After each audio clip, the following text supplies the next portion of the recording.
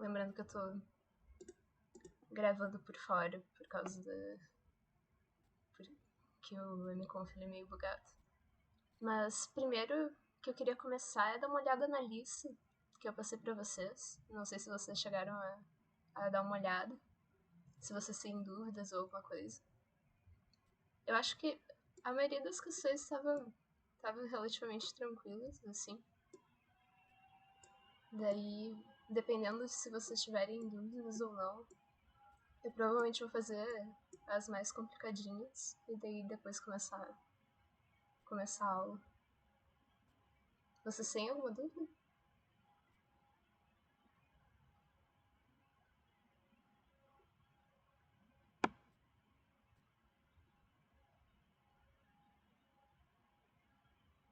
O 4, tá.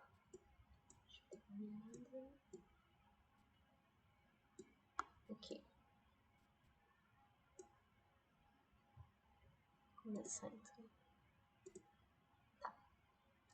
Aqui a 4 é uma questão do Enem, do ano passado. Para se deslocar e obter alimentos, alguns mamíferos, como morcegos e golfinhos, contam com a sofisticada capacidade biológica de detectar a posição de objetos e animais pela emissão e recepção de ondas ultrassônicas. O fenômeno ondulatório que permite o uso dessa capacidade biológica é A. Daí então a gente tem... Deixa eu tentar desenhar um golfinho aqui. Não vai ficar muito bonito, mas... Bom. É isso. Ele emite as ondas e aqui tem um peixinho, certo? As ondas elas vão chegar aqui e daí quando elas baterem aqui no peixe, elas vão voltar e o golfinho vai captar essa onda que bateu e voltou. Esse fenômeno que é um fenômeno de eco, que nem a gente discutiu na aula passada, e o fenômeno ondulatório mesmo que permite que isso aconteça é a reflexão das ondas. Porque a onda ela vai e quando ela chega aqui, ela bate nesse obstáculo aqui e ela é jogada de volta na direção do golfinho, certo? E daí ele capta essa onda que foi refletida pelo peixinho e daí ele usa o tempo que demorou pra onda ir voltar pra saber onde, qual é a distância que o peixe tá, certo? Vou fazer a 5 e a 6 também, porque elas são as mais chatinhas, assim, da missa. A 5, vamos ver.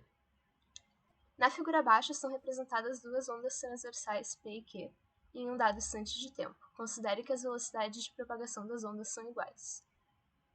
Isso aqui a gente vai notar porque vai... O fato delas serem iguais vai aparecer em uma das afirmações ali. Certo. Opa.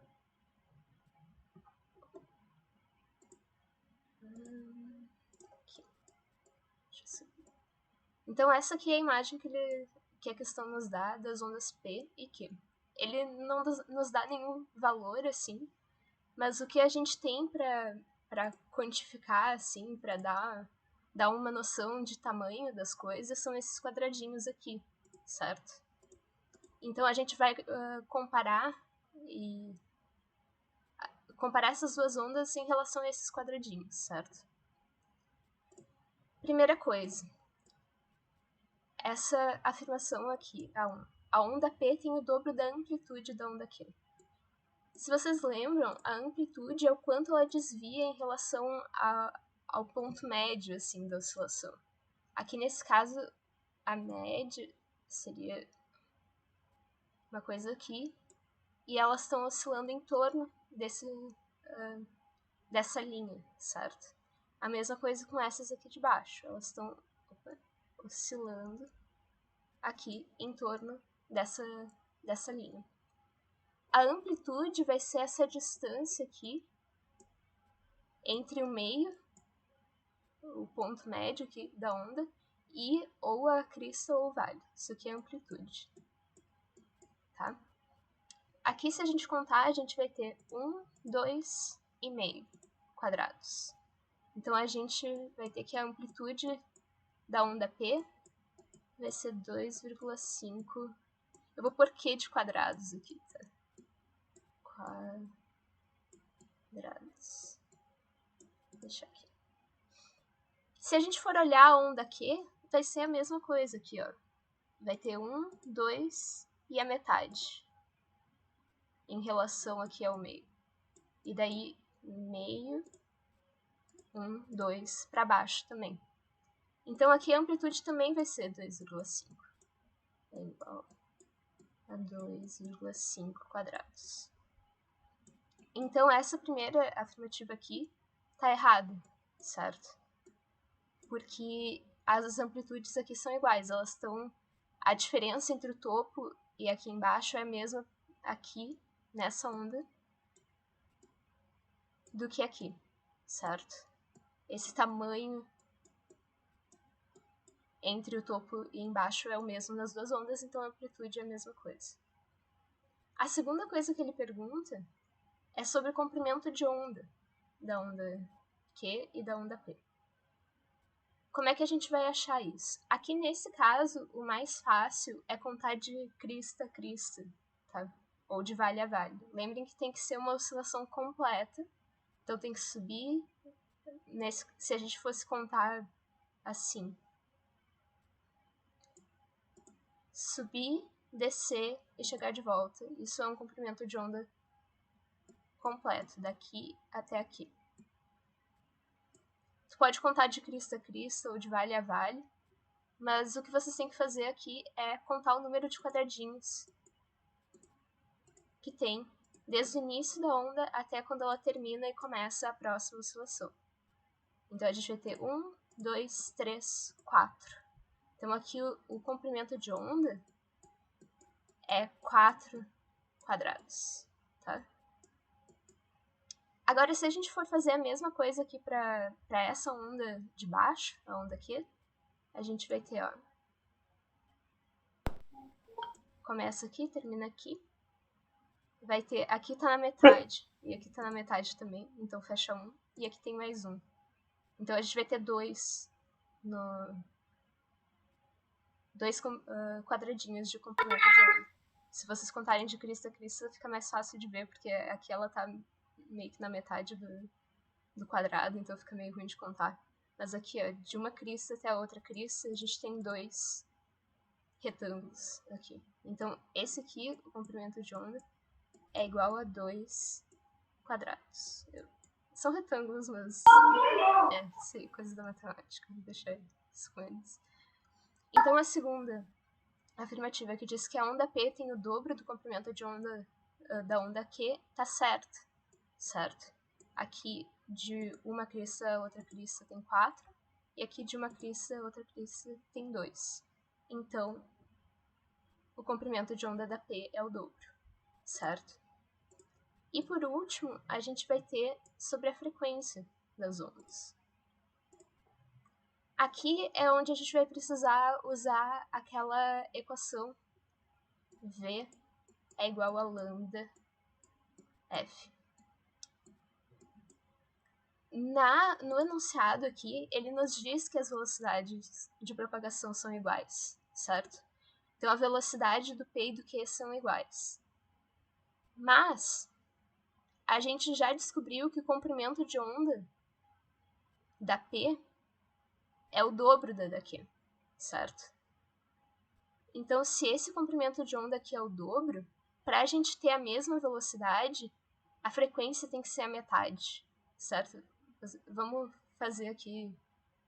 A gente vê uma constante, tá? Vamos fazer para a onda P, por exemplo. P. Então, a velocidade vai ser igual ao lambda, que a gente achou que é 4 quadrados, vezes a frequência.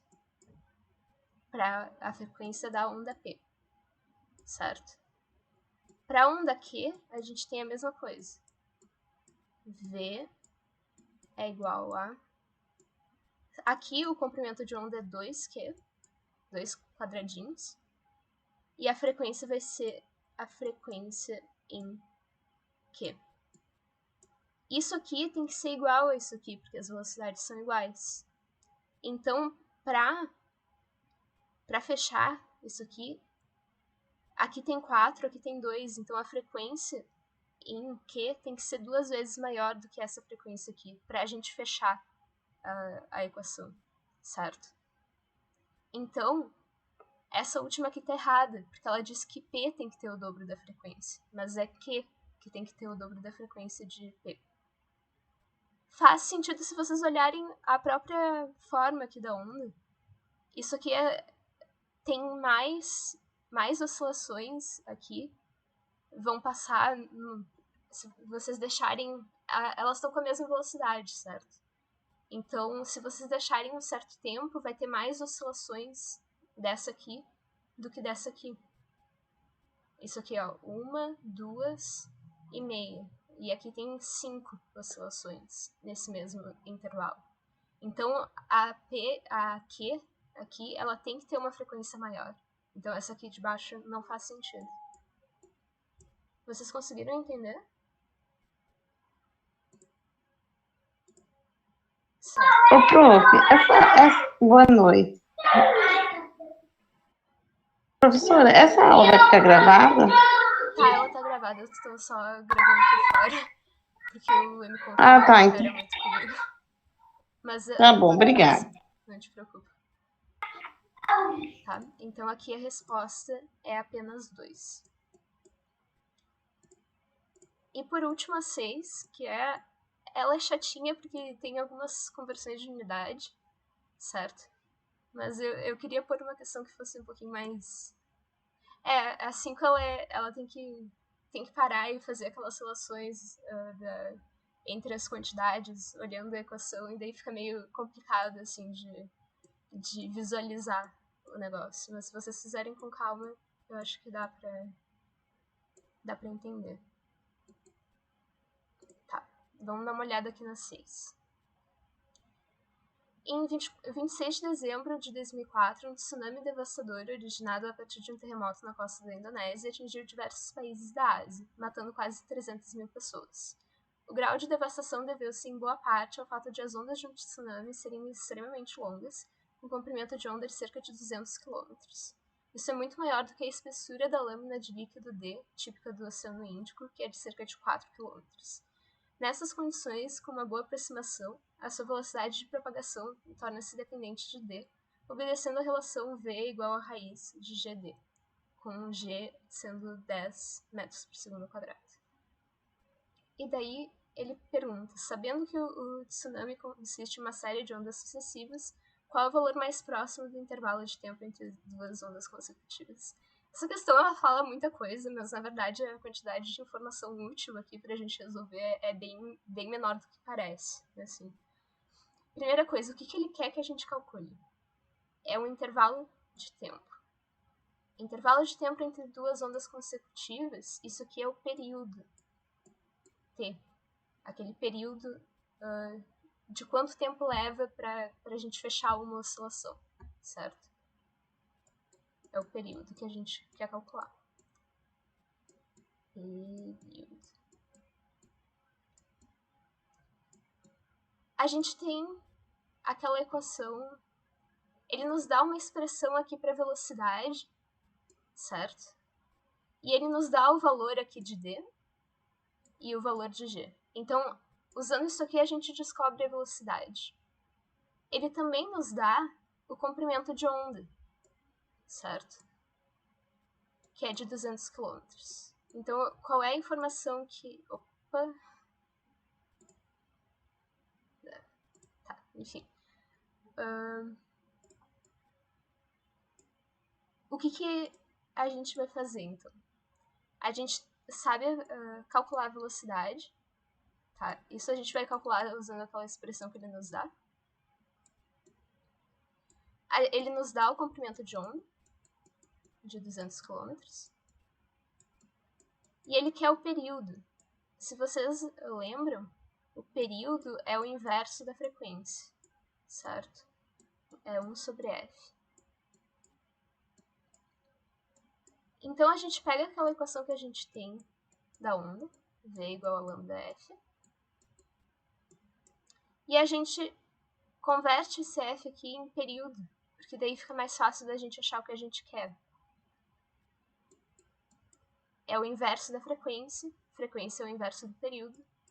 Isso vai ser lambda sobre t, certo? Essa equação eu também dei naquela aula, se vocês forem olhar. Mas vocês não precisam, vocês podem calcular a frequência antes e depois só inverter para achar o período. Mas é isso aqui que a gente vai fazer. Então, a primeira coisa, a gente calcula aqui a velocidade. Isso aqui é a raiz de g é 10 metros por segundo ao quadrado. Metros por segundo ao quadrado. E o d que ele nos dá, que é a grossura do... é a profundidade do oceano aqui no caso. É 4 km. 4 km. Aqui tem um probleminha, porque a unidade não tá fechando, né, gente? Aqui tem quilômetro, aqui tem metros por segundo ao quadrado. Então a gente precisa converter isso aqui em metros também para fechar, tá? 1 quilômetro é 1000 metros, então isso aqui é 4.000 metros. Então a V aqui vai ser raiz de 10 aqui, metros por segundo ao quadrado vezes 4.000 metros.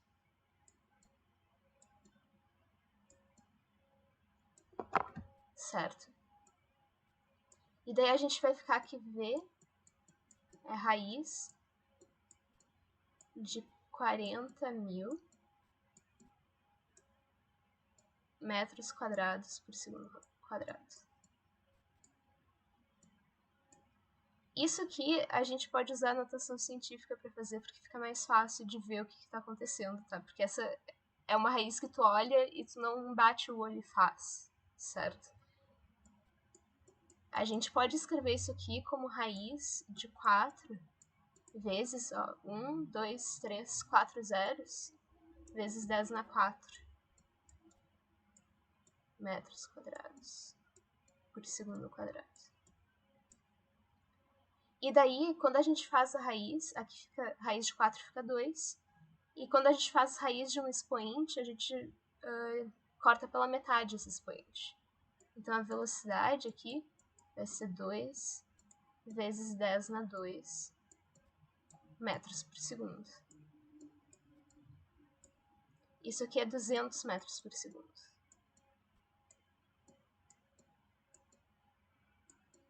Então a gente achou a velocidade, certo?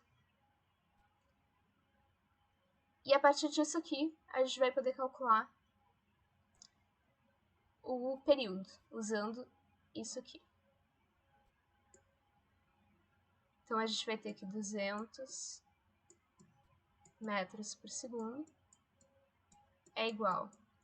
A gente tem esse comprimento de onda, é 200 quilômetros, então é 200.000 metros sobre o período. Aqui o 200 com 200 corta. A gente passa esse 1000 dividindo, então a gente vai ficar aqui 1 sobre 1000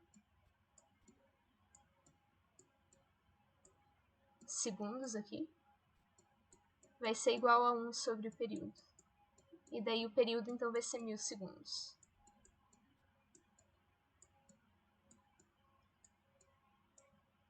E daí a gente converte isso de segundos para minutos, que é o que ele quer saber.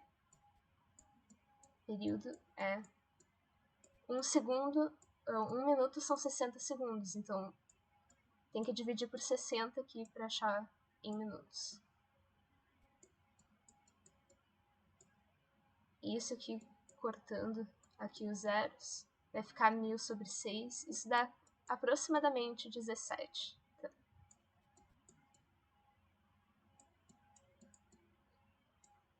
Então, aqui a gente achou a resposta. Letra C, 17 minutos. Vocês conseguiram entender o que eu estou fazendo aqui? O problema dessa questão mais é as conversões de unidades, porque elas são meio chatinhas de trabalhar, assim. Mas, no fundo, é a aplicação dessa equação mesmo que a gente viu desde lá na primeira aula, ok? Entendido, gente?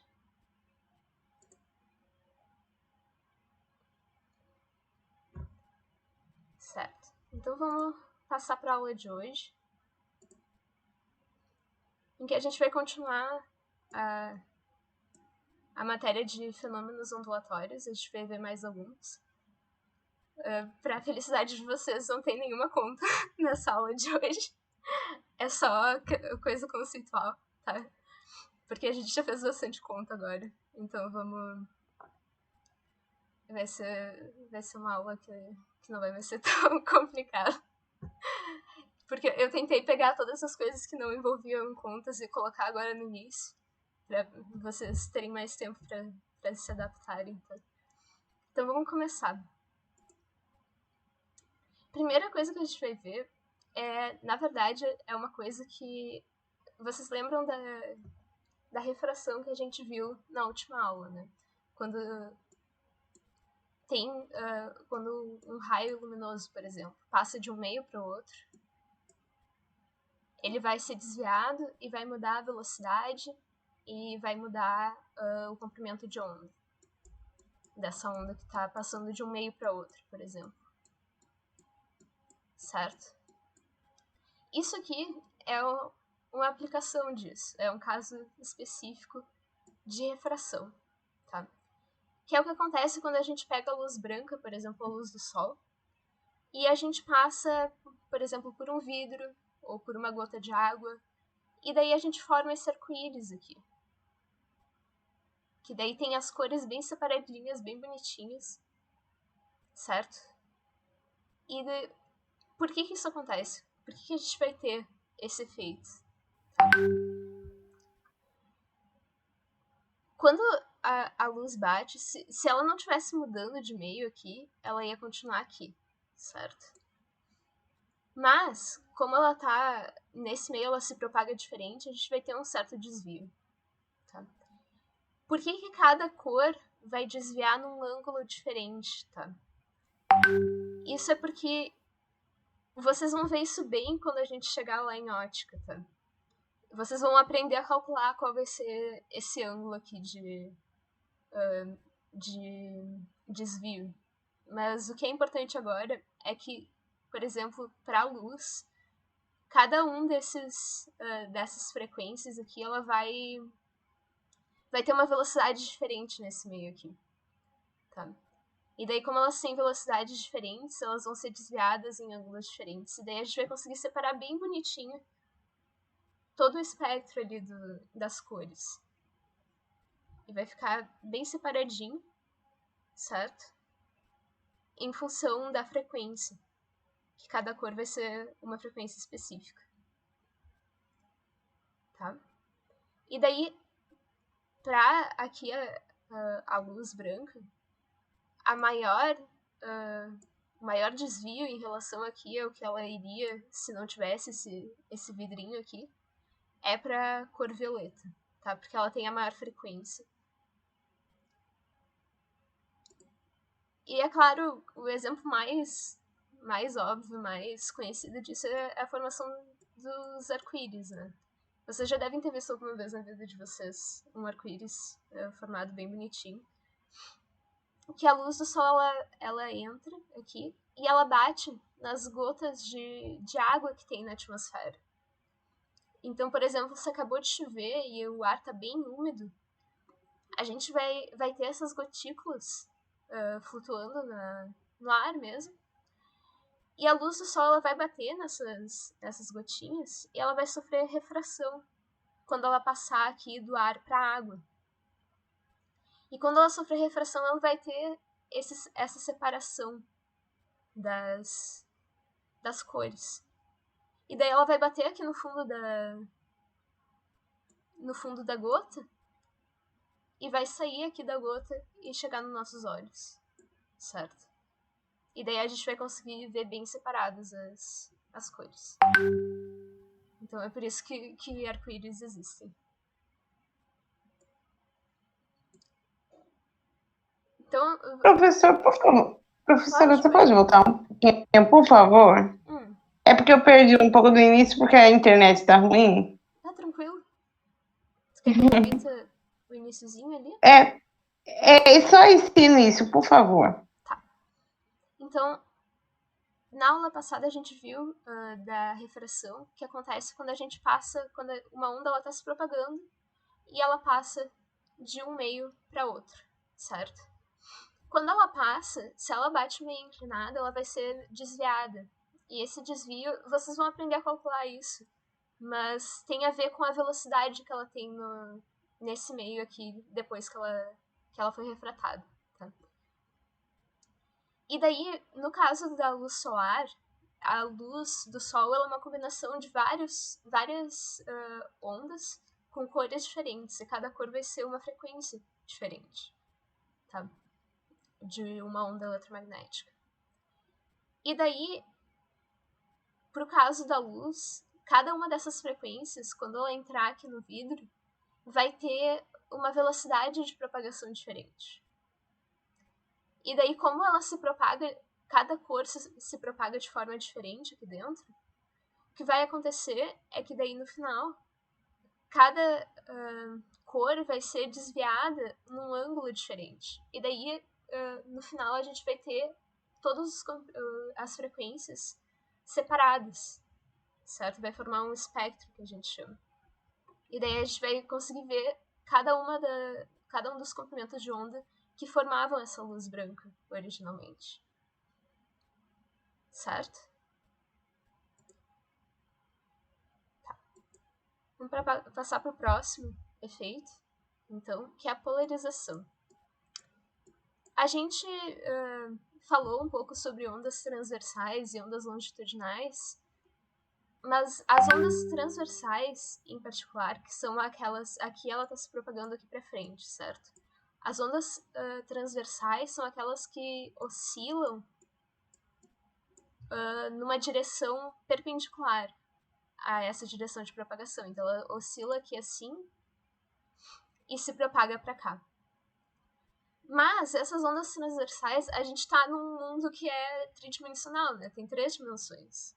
A gente põe as ondas transversais, só o desenho assim lá no gráfico, mas nada impede, por exemplo, que a onda ela esteja oscilando na horizontal aqui, em vez de na vertical, enquanto ela se propaga para cá.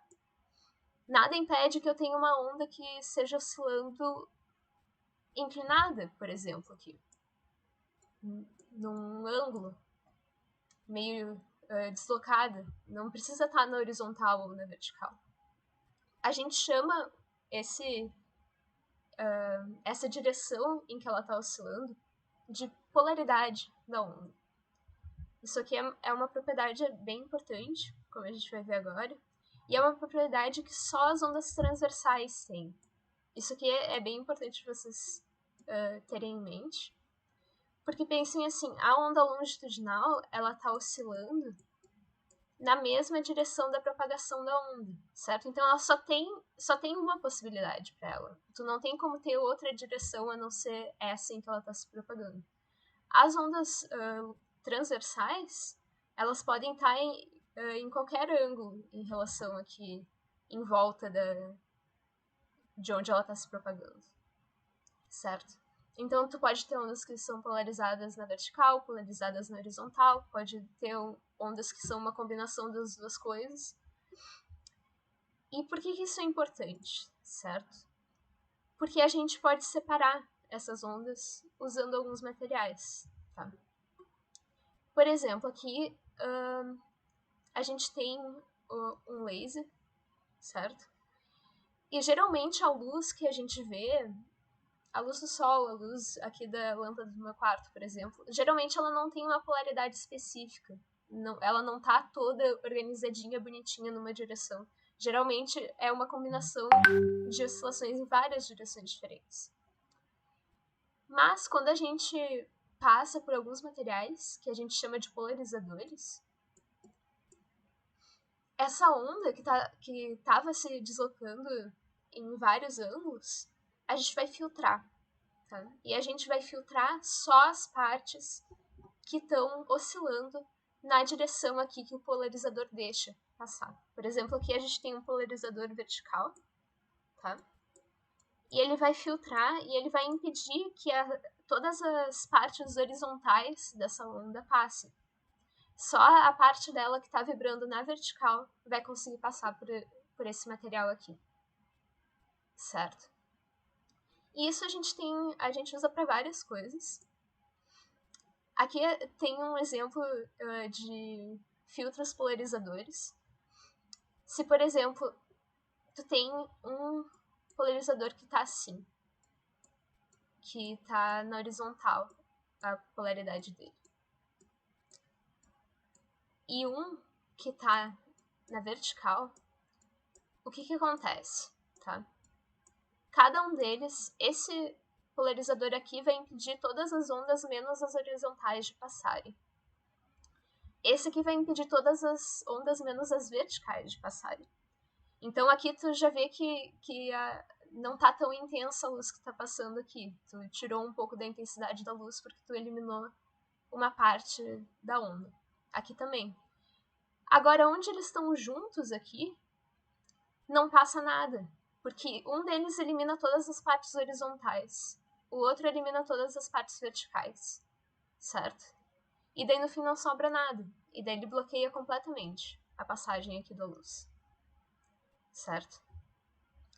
Aqui outro exemplo, essa aqui é de uma onda mecânica, porque não precisa ser só a luz, pode acontecer com qualquer tipo de onda transversal. Essa onda aqui, ela tá oscilando na vertical, e aqui a gente tem um filtro que só deixa passar ondas verticais, certo? E daí ela passa sem problemas. Mas essa onda aqui que tá na horizontal, ela chega aqui nessa fenda, e ela não consegue oscilar nesse espacinho que tem aqui. Então, essa onda horizontal não vai passar por esse filtro aqui. E o exemplo que eu acho que mais aparece é que vocês já devem ter visto que tem óculos de sol que tem lentes polarizadas. Porque o que acontece? Isso aqui é um efeito que acontece bastante, tá? Com a luz, principalmente. Que quando ela é refletida pela água, por exemplo, a parte horizontal da onda ela é refletida e a parte vertical ela acaba sendo refratada para cá, para dentro da água. Tá? Esse aqui é o exemplo mais comum de polarização na natureza. Tá?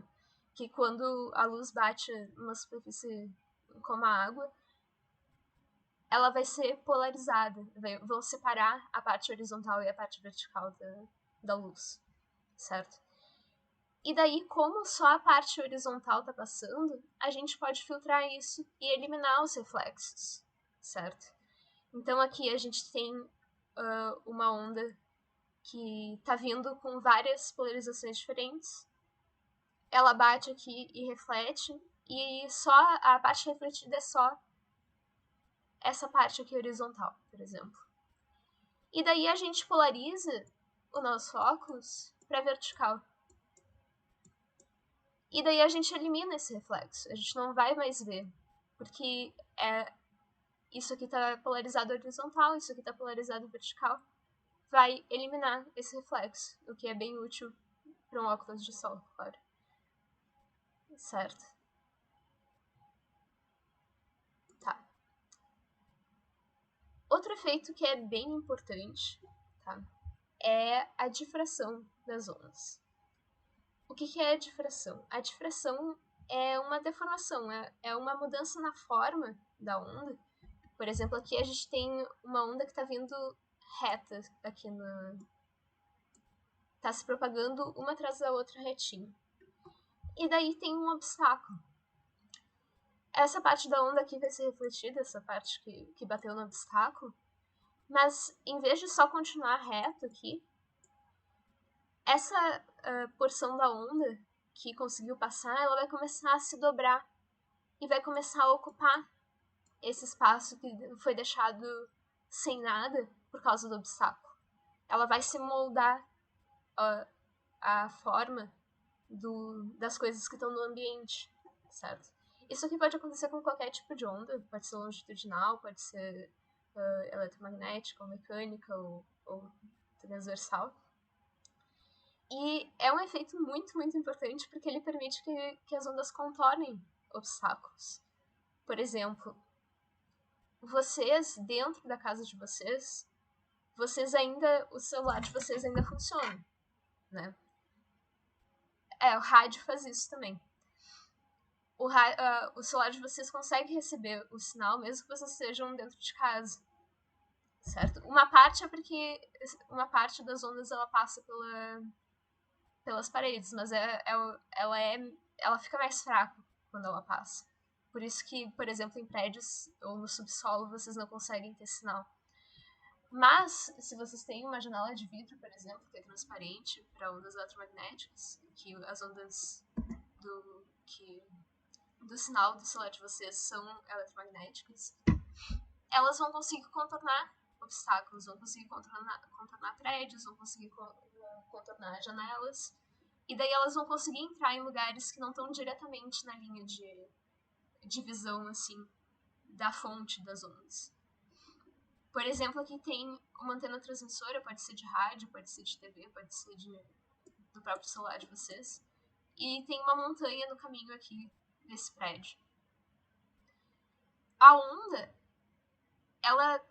direta, ela não vai conseguir atingir aqui a antena, porque tem esse obstáculo no caminho. Mas, quando ela passa aqui pelo obstáculo, uma parte dessa onda vai ser difratada, vai ser moldada assim ao ambiente, ela vai se deformar e vai conseguir chegar aqui na antena, certo? Isso vai acontecer tanto com obstáculos como essa montanha aqui, ou esse trequinho aqui, mas pode acontecer quando tem uma fenda também, quando tem uma parede e só um espacinho por onde ela pode passar, que é o que acontece com a janela, por exemplo. Esse efeito, ele vai depender da relação entre o tamanho do obstáculo ou da fenda e o comprimento de onda da onda de vocês. Então, o que a gente precisa para a gente ter uma difração que a gente consiga ver, tá? Ou notar, no caso de coisas que a gente não consegue ver. Para ter uma difração significativa, o tamanho do objeto, do obstáculo ou da fenda, tem que ser mais ou menos parecido com o do comprimento de onda, da onda que a gente está estudando, certo? Tem que ser mais ou menos do mesmo tamanho, não precisa ser exatamente, mas tem que estar por aí, tá? Porque, por exemplo, aqui, vamos pegar esse exemplo que a gente tem uma fenda grande, tá? E a onda, do ponto de vista, por exemplo, desse ponto aqui, ele mal percebe que tem um obstáculo, certo? Aqui tem um espaço grande o suficiente para que a onda ela passe sem... quase a maior parte da onda nem nota que tem um obstáculo ali, certo? Agora, se tem uma onda pequenininha e tu faz ela passar por um negócio bem pitucho, ela vai ser muito deformada, certo? Então, quanto maior a fenda e quanto maior for o comprimento de onda, mais difícil vai ser de ver essa difração, tá?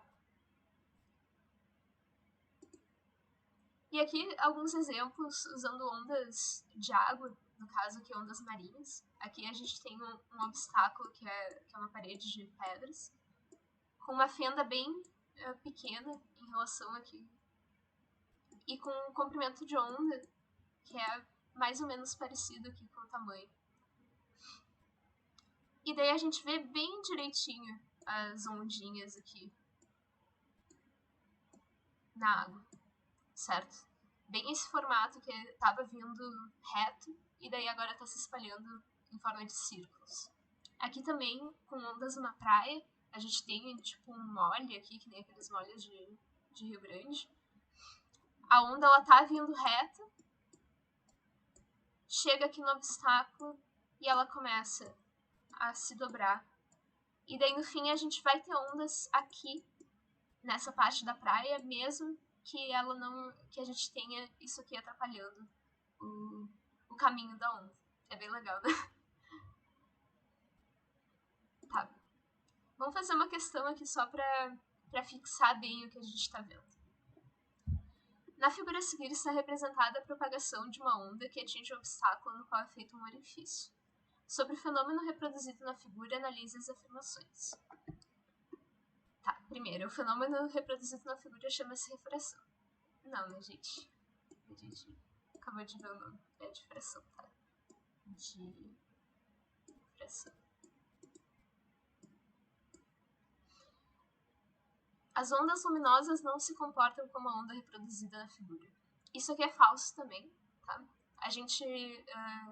eu falei que pode acontecer com qualquer tipo de onda. A gente vai ver um exemplo de como isso... Um exemplo de um experimento que usa a difração de ondas de luz para produzir uns efeitos interessantes mais pra frente, tá? Então isso aqui é falso também. O fenômeno produzido na figura explica por que ouvimos o som emitido por uma fonte, mesmo que, entre nós e a fonte, exista, por exemplo, um muro de concreto. Isso é verdade. As ondas de som elas vão contornar o muro, certo? E a gente vai conseguir ouvir mesmo que tenha alguma coisa no caminho. Apenas ondas se propagando sem meio material se comporta como um modelo reproduzido na figura. Aqui ele está perguntando ondas que se propagam no meio material são ondas mecânicas, tá? O que ele está falando aqui é que ondas eletromagnéticas não teriam difração. E isso é falso, tá?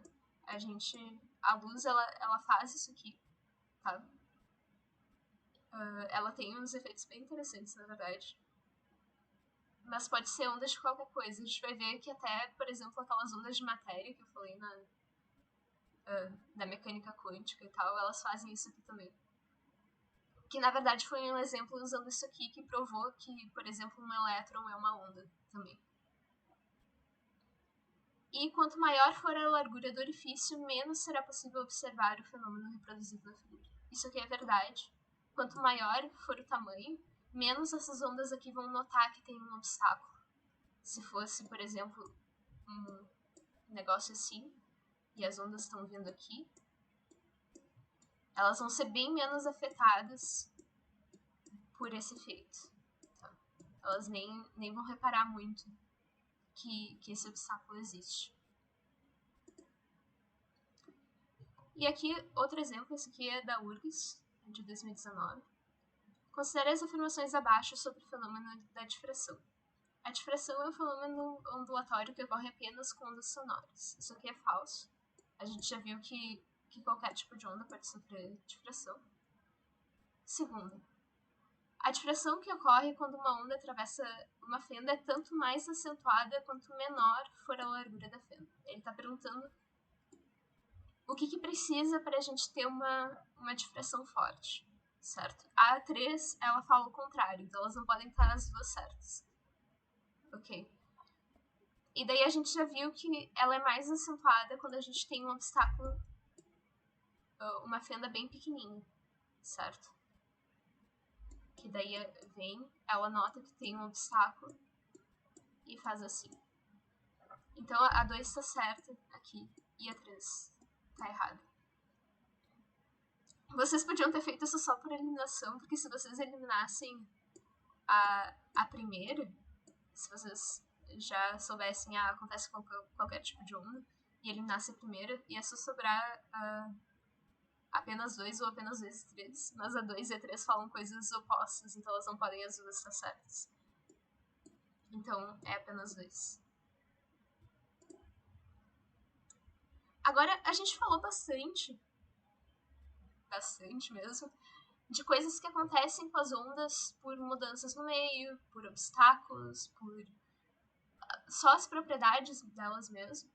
Mas a gente não falou muito sobre o que acontece quando a gente tem mais de uma onda no mesmo ambiente. E isso acontece bastante. Geralmente, por exemplo, o próprio ar no ambiente que vocês estão, deve ter um monte de ondas eletromagnéticas, por exemplo. Tem as ondas de luz que vocês estão vendo, tem as ondas do Wi-Fi de vocês, por exemplo. Tem as ondas de rádio que estão passando por toda a cidade, porque tem recepção de rádio em qualquer lugar aqui de Porto Alegre que tu for. Então, tem muitas ondas passando ao mesmo tempo no ambiente que vocês estão. E geralmente também sons vão ter várias fontes sonoras interferindo umas com as outras. E a pergunta é, o que acontece quando a gente tem duas ondas que se encontram? O que elas fazem quando elas chegam no mesmo lugar? Tá? Então aqui a gente tem duas ondinhas e elas estão indo uma na direção da outra. E a pergunta é, o que acontece agora que elas estão chegando uma perto da outra? Alguém sabe me dizer? Isso. Elas ficam maiores aqui nesse caso. Por quê? Tá. Vamos pegar aqui... Deixa eu pegar aqui a cor. Nesse caso, uma interferência construtiva. A gente vai ver um pouquinho mais pra frente o que é cada tipo de interferência. Mas aqui a gente tem uma onda vermelha, tá? E deixa eu trocar de cor. E essa aqui é uma onda azul, tá? Elas estão indo uma na direção da outra e daí elas se encontram. E quando elas se encontram, o que vai acontecer é que elas vão se sobrepor, tá? Aqui a gente tinha a onda vermelha e tinha a onda azul. E agora elas estão no mesmo lugar e elas meio que se empilham uma em cima da outra, tá? E daí depois, elas continuam como se nada tivesse acontecido. Elas continuam o movimento que elas tinham antes. Ela estava indo pra cá, continua indo pra cá, vão continuar com a mesma frequência, mesma amplitude, mesma velocidade. E aqui a outra vai fazer a mesma coisa, certo? Elas vão chegar, vão se sobrepor e vão sair. E vai ser isso, certo? Elas não vão modificar umas às outras, elas só vão se somar, tá? E aqui a gente tem alguns exemplos usando água, porque é o jeito mais fácil da gente ver esse efeito. Mas basicamente o que vai acontecer é que a amplitude de oscilação de cada ponto ela vai mudar, porque a gente vai ter as ondas se somando em cada um dos pontos, certo? Isso pode acontecer com qualquer tipo de onda também. Elas têm que ser do mesmo tipo. Por exemplo, uma onda de luz ela não vai interferir com uma onda sonora, por exemplo. Mas ondas sonoras vão interferir entre si, ondas de luz vão interferir entre si, certo? E o que vai acontecer é que a gente vai ter um padrão diferente de cristas e vales do que a gente tinha se só fosse uma onda, tá? Por exemplo, aqui, com ondas do mar que a gente tem, isso que acontece quando a gente tem ondas que estão vindo de duas direções diferentes, certo? A gente tem uma que está vindo aqui assim, e uma que está vindo aqui assim, e daí elas formam esse padrão meio quadriculado, certo? Porque elas estão interferindo umas com as outras. Aqui fica também bem legal de ver. Onde elas estão interferindo, a gente tem esse padrão quase quadriculado de cristas e vales, aqui, por exemplo. Mas nas partes que elas não estão se afetando, essa parte aqui, elas continuam do jeito que elas estavam. E daí agora a gente vai falar de um conceito que é importante para a gente entender a interferência, que é o conceito de fase da onda. O que é isso? Tá. Vamos falar dessas duas ondas aqui. A gente tem a onda amarela e a onda verde. Tá? Elas têm a mesma frequência, mesmo comprimento de onda, mesma amplitude, mesmo tudo. Tá? Mas, se vocês forem olhar, a onda amarela, em cada ponto aqui, em cada momento, elas estão em pontos diferentes do ciclo delas entre si. Por exemplo, aqui nesse ponto, nesse momento aqui, a onda verde, ela tá lá no topo, lá na crista. Mas a onda amarela, ela já tá lá embaixo. Ela já desceu da crista e já está aqui no meio. Então, elas são oscilações semelhantes, tá? São oscilações iguais em todas as outras coisas, todas as outras propriedades que a gente discutiu, mas elas têm fases diferentes, certo? A fase vai ser esse ponto do ciclo em que ela vai estar. Por que isso importa? Tá? Porque a gente vai ter interferências diferentes entre ondas, dependendo da fase que elas estão. Aqui a gente vai estar discutindo ondas que que têm frequências e comprimentos de onda semelhantes, porque é mais fácil de ver o que está acontecendo, tá? Mas isso aqui pode acontecer com ondas diferentes também. É só que daí a gente não vai ser tão bonitinho quanto está aqui. Tá? Também não vai acontecer em toda onda. Vai ter pontos de interferência construtiva, pontos de interferência destrutiva, que nem a gente vai ver daqui a pouco.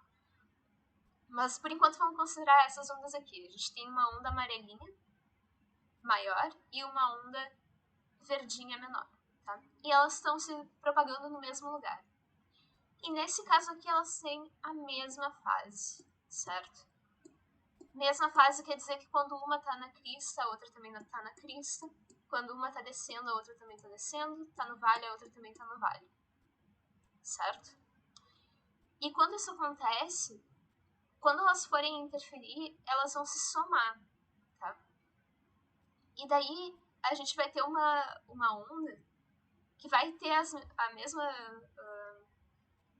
comprimento de onda, a mesma frequência, blá blá blá, mas ela vai ter a amplitude que vai ser a soma dessas amplitudes dessas duas ondas. Então aqui a gente tinha uma amplitude aqui da amarela, uma amplitude da verde, e daí essa amplitude aqui da onda final, assim, da onda que resulta da interferência, vai ser a soma, certo? Ela vai aumentar a amplitude das ondas. Elas vão se somar.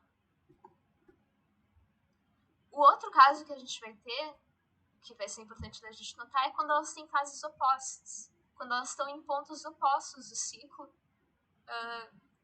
e elas começam a se interferir. Aqui a gente tem a mesma onda amarela, tá? Mas agora a onda verde, ela tá com uma fase oposta. Quando a onda amarela tá na crista, ela aqui tá no vale, a onda amarela tá descendo, a verde tá subindo, a verde tá na crista, a amarela tá aqui no vale. Elas têm fases opostas. E daí, nesse caso, o que vai acontecer é que quando a gente for empilhar as amplitudes, elas vão se cancelar um pouco, certo? Aqui a onda verde ela tem uma amplitude um pouquinho menor, então ainda vai sobrar um pouquinho de onda aqui, certo?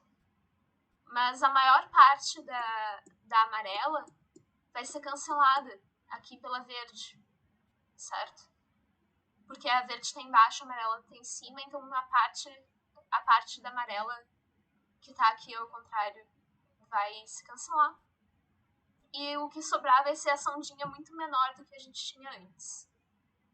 E daí, no caso específico que a gente tem quando as duas ondas têm a mesma amplitude, elas têm fases opostas, mas a mesma amplitude, é que a gente vai aniquilar todas as ondas. A gente não vai ter nenhuma oscilação. A gente tem duas ondas aqui oscilando, mas o que a gente vai ver quando a gente for olhar pro meio é nada. Não vai ter nenhuma oscilação que a gente consiga ver, porque elas estão se cancelando. Tá? E esse efeito a gente usa em várias coisas, mas a aplicação mais comum, assim, é para... Aqui eu usei o exemplo dos headphones que tem cancelamento de ruído, por exemplo. Que tem alguns fones que eles têm um microfonezinho que ele capta os ruídos que estão no ambiente. E daí ele usa um programa para construir uma onda oposta. E daí ele manda essa onda oposta junto com a onda dos ruídos, certo? E daí ele cancela esses ruídos e tu não ouve nada de, por exemplo, a obra que tá ali na esquina. Tu não consegue ouvir nada daí. Porque os headphones estão mandando uma onda oposta. E daí essa onda oposta vai cancelar o ruído que tinha no ambiente. Certo? Também para edição de música, dá para usar isso. Ô, prof, Volta um pouquinho essa questão, porque até teve uma questão do Enem que ele perguntava isso, porque cancelava o ruído no fone de ouvido. Não era todos, né? Ele colocou um Sim, sim. específico. Porque se você não conseguia ouvir o som do ruído no fone. Sim. Você pode voltar, por favor? Tá. Obrigada. Então, assim, a gente tem, por exemplo, tem a pessoinha aqui com os fones. Deixa eu tentar desenhar. Tá meio feio, parece a Princesa Leia, mas tá aqui, então foi. Daí a gente tem ruídos no ambiente, que eles estão chegando aqui, tá? Vai ser uma ondinha assim, por exemplo. Esses fones, eles têm um mecanismo especial que ele capta, ele vai medir esses ruídos que tem no ambiente, tá? E daí esse fone aqui, quando ele for produzir a música, por exemplo, que você está ouvindo, ele também vai produzir uma onda oposta, tá? Ele vai produzir uma onda que seja assim, por exemplo. Tá? E daí quando vocês forem juntar a onda dos ruídos do ambiente e a onda que os fones estão fazendo, elas vão se cancelar. E daí tu não vai ouvir o que tá em volta.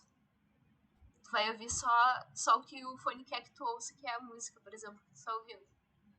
Mas daí aqueles sons que estavam no ambiente em volta de ti, o fone vai mandar essa onda oposta. As amplitudes elas vão se cancelar. E daí tu não vai ter oscilação nenhuma. E tu não vai conseguir ouvir nada do que tá acontecendo em volta. Certo? Tu conseguiu entender, João? Sim, prof, obrigada. E daí aqui é um exemplo que é um experimento que a gente usa para várias coisas na física, na verdade, que é o experimento da dupla fenda. Tá? Ele envolve dois fenômenos ondulatórios, que o primeiro é a difração aqui. A gente tem duas fendazinhas, a gente tem uma onda vindo para cá, e vai ter duas fendas e elas vão espalhar aqui a onda em círculos, tá? Então aqui a gente vai ter difração. E daí depois, essas duas ondas que se formaram aqui a partir da fenda, elas vão interferir uma com a outra, que é interferência. E daí, o que a gente vai ter no final dessa... Se a gente pôr, por exemplo, se for a luz aqui, pode ser um laser, por exemplo. A gente joga um laser aqui, ele passa pelas fendas, difrata, e daí a gente põe, pode ser um pedaço de papel atrás. E a gente vai ver esse padrão aqui, tá? A gente vai ver linhas claras e linhas escuras, certo? Vai ter esse padrão meio de zebra, assim, alternado, que é causado pela interferência dessas ondas. Tá? E essas faixas claras, elas vão ter interferência construtiva, as ondas vão estar se somando, elas vão estar com a mesma fase, estão se somando, e as faixas escuras são onde tem interferência destrutiva. Tá? Por que a gente tem essas faixas se alternando? Por que não é só interferência construtiva ou só interferência destrutiva? Tá? Por exemplo, vamos pegar essa faixa clara aqui. A gente tem aqui a onda se propagando dessa fenda aqui, e daí a gente tem essa outra onda se propagando dessa fenda aqui. Se vocês notarem o caminho que elas fazem para chegar nesse ponto, ele é diferente um do outro. Então, por exemplo, se tu fez 1, 2, 3 oscilações aqui, tá? Aqui tu pode fazer um número diferente de oscilações para chegar aqui nessa parede. Vai ter 1, 2, 3, 4, por exemplo.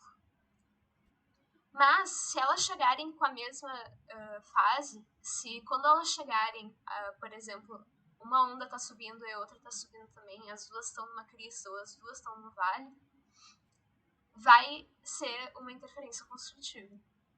Agora, se elas chegarem e tiverem com fases diferentes, se elas chegarem em momentos diferentes da oscilação, daí a gente vai ter outros tipos de interferência, e quando elas chegarem em fases opostas, vai ser uma interferência destrutiva.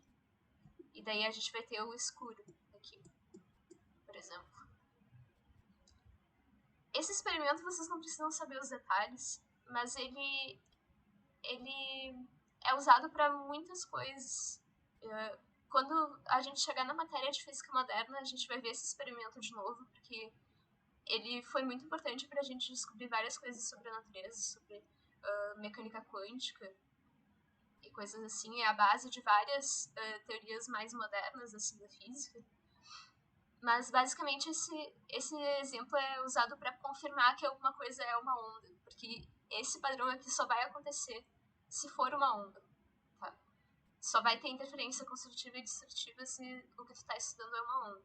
Então, no caso, a gente pode pegar a luz e fazer isso aqui e a gente vai ver que a luz apresenta esse padrão. Tá? O que é interessante da física moderna é que, por exemplo, vocês podem pegar um elétron, que é uma partícula. Vocês viram lá em química, tem os elétrons, eles giram lá em torno do núcleo dos átomos, certo? É um pontinho, é uma carga. Mas uma coisa muito interessante que acontece é que se tu pegar um elétron de cada vez e tu jogar num aparato, numa montagem experimental desse jeito, se tu pegar um elétron, tá? E jogar nessa dupla fenda aqui, tu também vai ver isso aqui. Tá? Um elétron de cada vez. Tá? Porque o elétron ele vai interferir consigo mesmo. É muito louco o negócio. Mas isso foi a comprovação experimental que a gente tem de que a matéria, as partículas que formam tudo que tem em volta da gente, os prótons, os nêutrons, os elétrons que formam o corpo de vocês, o mundo todo ao redor de vocês, eles também são ondas. Mas isso aí vocês não precisam saber agora, tá? É só legal de falar. Então vamos fazer alguns exercícios só pra fixar, tá? Esse primeiro exercício é um exercício de interferência. Tá? A figura mostra dois pulsos que se movimentam em sentidos contrários, um em direção ao outro, sobre a mesma corda, que pode ser considerada ideal. No momento em que houver uma sobreposição total, a disposição esperada para os pontos da corda é melhor indicada por. Então, o que eles querem saber é o seguinte: a gente tem essa ondinha indo para a direita, essa aqui indo para a esquerda, e em algum momento elas vão chegar no mesmo espaço, e daí a gente vai ter uma interferência. E ele quer saber que forma vai ter essa onda quando tiver interferência. Tá? Então, aqui a gente tem as nossas opções. Vamos ver. Primeira coisa, a gente vai ter essa onda aqui, ela tem um pulsinho para baixo e um pulso para cima, tá? Essa outra aqui, ela vai ter 2 quadradinhos para baixo. Então, o que vai acontecer quando elas chegarem no mesmo lugar? Por exemplo, aqui, certo? A gente vai somar esses quadradinhos. A gente tem aqui essa parte da onda e essa parte da onda, certo?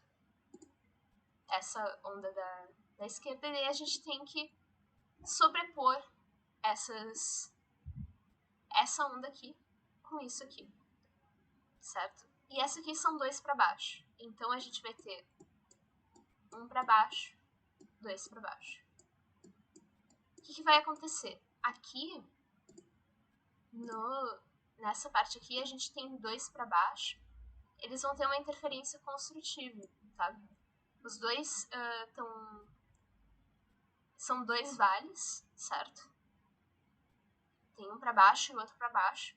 Então, no final, a gente vai ter dois quadradinhos para baixo. Mas, aqui, nessa parte, a gente vai ter um para cima e um para baixo. Quando a gente tem um para cima e um para baixo, quando a gente juntar eles, quando a gente sobrepor eles, no final, a gente vai ter um cancelamento. Tá? Faz sentido?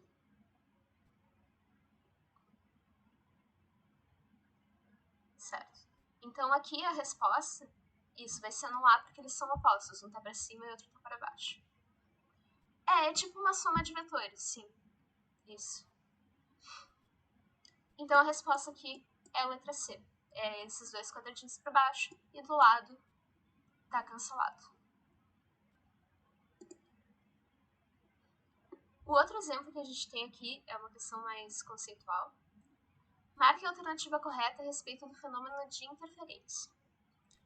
O fenômeno da interferência só ocorre com ondas unidimensionais. Isso aqui é falso, ocorre com qualquer tipo de onda. A gente viu vários exemplos de ondas tridimensionais. O som, ele é uma onda que está por todo o espaço, não é só numa direção. A luz também, ela está se espalhando por todas as dimensões, ela está indo para cima, para baixo, para os lados, certo? Então, isso aqui é falso. Na interferência construtiva, as ondas encontram-se com fases invertidas. Tá? Aqui ele está perguntando. Na interferência construtiva, lembrem que para somar as coisas, tu tem que estar com a mesma fase, certo? Porque daí, aqui os dois vão estar para cima, vai ter duas cristas, os dois estão para cima, então eles vão se somar. E aqui também vai ter dois vales, os dois estão para baixo, então eles vão se somar aqui para ir mais para baixo, certo? Então essa aqui é falso, porque elas têm que estar com a mesma fase na interferência construtiva. Na interferência distortiva, as ondas encontram-se com fases iguais. Isso aqui também está falso, porque a gente viu que é o contrário. Na interferência distortiva, a gente tem uma com uma fase e a outra com a fase oposta, certo? E daí elas vão se somar, elas vão se cancelar e vai destruir as ondas. Então, também falso isso aqui. Quando duas ondas de mesma amplitude sofrem interferência distortiva, ocorre aniquilação. Isso aqui tá certo, né? A gente tem duas ondas de mesma amplitude, é esse caso aqui. A gente, se tu tem o mesmo tamanho para cima e para baixo, quando tu for sobrepor, vai se cancelar completamente aqui no caso, que é o que a gente chama de aniquilação das ondas. Então, a D é certa, mas vamos dar uma olhada na E também para ver o que a gente pode aprender com isso aqui. Quando duas ondas com amplitudes diferentes sofrem interferência construtiva, as amplitudes são somadas e a onda resultante mantém o sentido de propagação da onda que possuía maior amplitude. Tá? Isso aqui é falso, porque, se vocês lembram, as ondas, é aquele exemplo que a gente tinha, tá? De duas ondas. Aqui, nesse caso, elas têm amplitudes diferentes, mas a gente tem as duas ondas indo uma na direção da outra. Elas se sobrepõem aqui. E daí, quando elas saem, elas continuam com o mesmo caminho que elas estavam seguindo antes, certo? Elas não são afetadas permanentemente, assim, pela interferência, certo? Elas vão se sobrepor, elas vão continuar o caminho que elas estavam e seguir a vida delas, certo?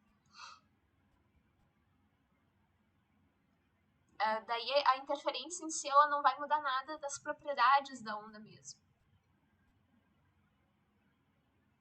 Sim, elas podem ter a mesma amplitude e estarem na mesma fase. Daí o que vai acontecer é que tu vai dobrar a amplitude. Se elas estão com a mesma amplitude e a mesma fase, tu vai ter uma onda assim. E daí tu vai ter mais uma onda aqui assim. E daí no final tu vai ter uma onda com o dobro da amplitude.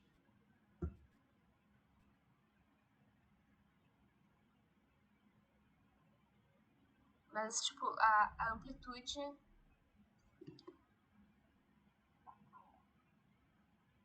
É que daí, aqui na D, ele especifica que elas estão sofrendo interferência destrutiva. Então a gente sabe que elas têm que ter fases opostas. Porque é um pressuposto da alternativa daí. É. Mas, tipo, nada impede que ondas de qualquer fase interfiram umas com as outras e coisas assim. É só que a interferência construtiva e destrutiva que a gente tá falando aqui, a gente tá considerando fases iguais ou opostas porque elas têm uns efeitos mais fáceis de ver, assim. Nada impede que tu interfira, por exemplo, uma onda que tá assim com uma onda que tá assim, certo? É só que daí tu vai ficar com uma onda que ela é meio assim, sabe? E daí tu não vai ter nenhuma uma interferência completamente construtiva nem completamente destrutiva. Tu vai ter uma coisa meio intermediária entre as duas. Que daí geralmente não perguntam sobre esse caso aqui, porque ele é meio... Não tem muita coisa que tu possa afirmar sobre ele, ele é meio mistura de coisas. Mas aqui no caso a gente está pressupondo interferência destrutiva, então a gente vai assumir que elas têm fases opostas, certo? Tudo bem, gente? Vocês têm alguma dúvida? Não? Tá bom. Então por hoje é isso, gente. Amanhã a gente vê mais coisa. Certo? Boa noite, então, gente.